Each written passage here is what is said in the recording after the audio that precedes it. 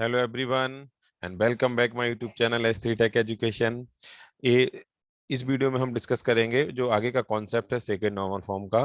तो last video में हमने सेकेंड नॉर्मल फॉर्म में डिस्कशन किया था सेकेंड नॉर्मल फॉर्म की क्या प्राइमरी कंडीशंस हैं और सेकेंड नॉर्मल फॉर्म में जो डिपेंडेंसीज गिवन हैं उसमें कैसे चेक करेंगे कि पार्शियल डिपेंडेंसी कौन सी है, और अगर पार्शियल डिपेंडेंसी उस रिलेशन में है इसका मतलब वो रिलेशन हमारा सेकेंड नॉर्मल फॉर्म में नहीं है।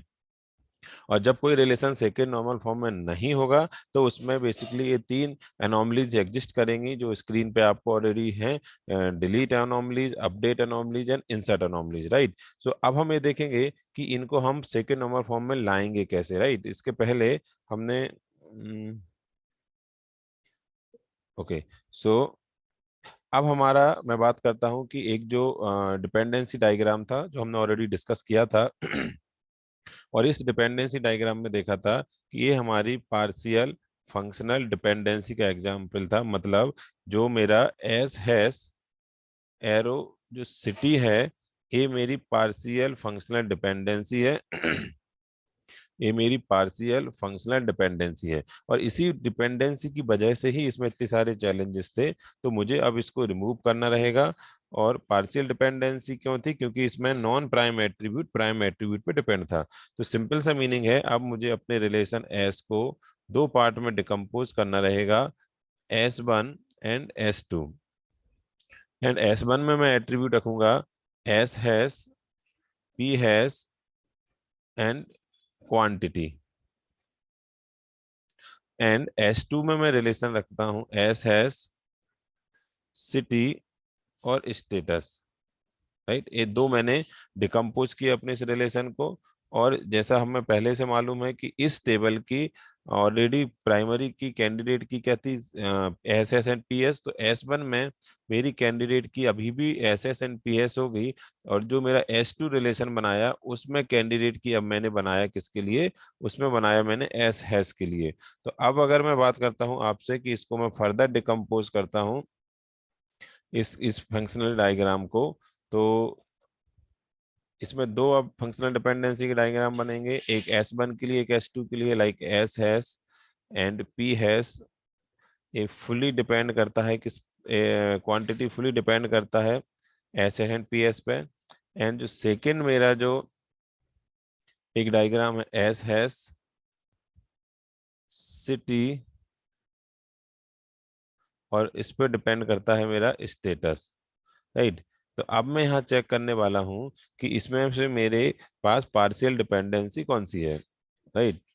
तो यहाँ पे मैंने क्या देखा कि ये जो पहली डिपेंडेंसी है दिस वन क्वांटिटी डिपेंड, तो इसमें सिंपल सा है कि एस हैश पी हैश पर डिपेंड क्या करता है? क्वांटिटी। और ये मेरा प्राइम एट्रीब्यूट नहीं है, मेरी क्या है? कैंडिडेट की है। तो ये जब कोई भी non prime attribute fully depend करता है प्राइमरी की पर या कैंडिडेट की पर तो वो पार्शियल डिपेंडेंसी है नहीं, राइट। तो इसमें तो कोई चैलेंज है नहीं। अब चैलेंज मेरा था केवल इस वाली डिपेंडेंसी में। इसमें मेरे पास प्रॉब्लम थी इस वाली डिपेंडेंसी। तो इसको मैं चेक करता हूँ अब कि जो मेरी डिपेंडेंसी एस हैश और सिटी है क्या अभी भी ये पार्शियल डिपेंडेंसी है? तो इस सेकेंड रिलेशन की कैंडिडेट की है मेरी एस हैश। और इस सेकेंड डिपेंडेंसी एस हैश में आप देखोगे कि जो सिटी मेरा डिपेंड करता है किस पे?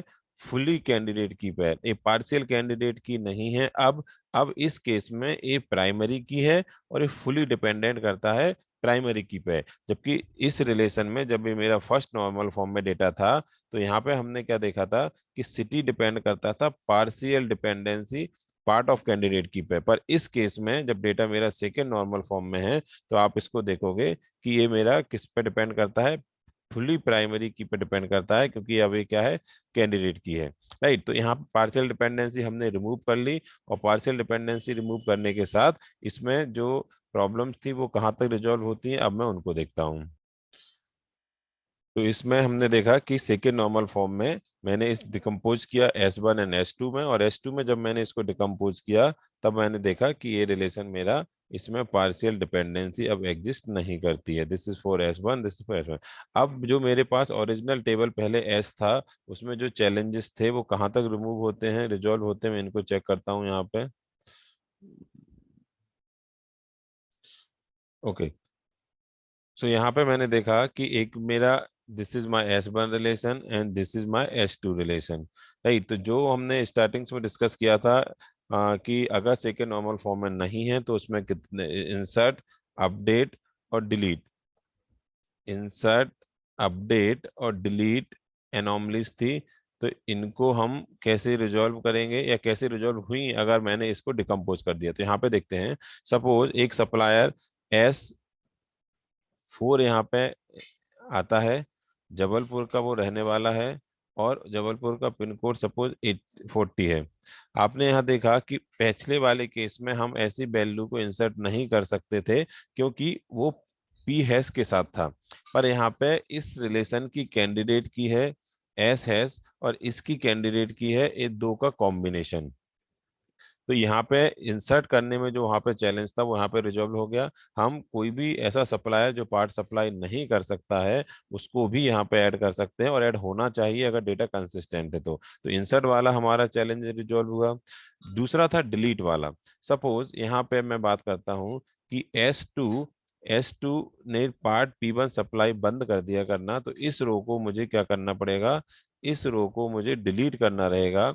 जब मैं इस रो को डिलीट करूंगा, कंप्लीटली ये रो डिलीट हो जाएगी मेरी, तब भी मेरे पास S2 की कंप्लीट डिटेल मेरे पास दूसरी जगह अवेलेबल है कि S2 एम्प्लॉय इंदौर का रहने वाला था और उसका पिन कोड क्या 30 है। जबकि प्रीवियस केस में आपने क्या देखा था कि अगर मैं इस रो को डिलीट करता था तो उस सप्लायर की डिटेल भी कंप्लीटली रिमूव हो जाती थी मेरे डेटाबेस से, जिससे डेटा इनकंसिस्टेंट होता था। तो डिलीट करने का भी प्रॉब्लम यहाँ पे काफी हद तक रिजॉल्व हुआ। अब एक और चैलेंज था अपडेट का। अगर मेरे multiple supplier 1000 10,000 supplier same city को बिलोंग करते हैं तो मुझे वहां पे क्या प्रॉब्लम थी, उतने मल्टीपल टाइम अपडेट करना पड़ रहा था।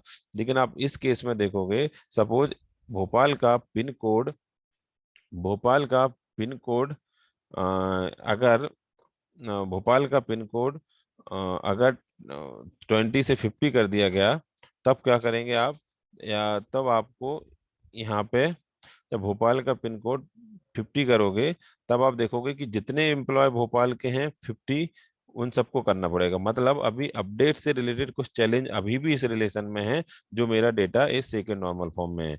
यहाँ पे मैंने इंसर्ट, डिलीट इन दोनों को तो रिजॉल्व कर लिया, लेकिन अभी भी अपडेट से रिलेटेड कुछ प्रॉब्लम है यहाँ पे कि अगर मैं मल्टीपल मेरे सप्लायर सेम सिटी को बिलोंग करते हैं तो उतने टाइम्स अपडेट होना पड़ेगा, जबकि होना ये चाहिए कि सिंगल रो को अपडेट होने से पूरा रिफ्लेक्शन इसमें आना चाहिए।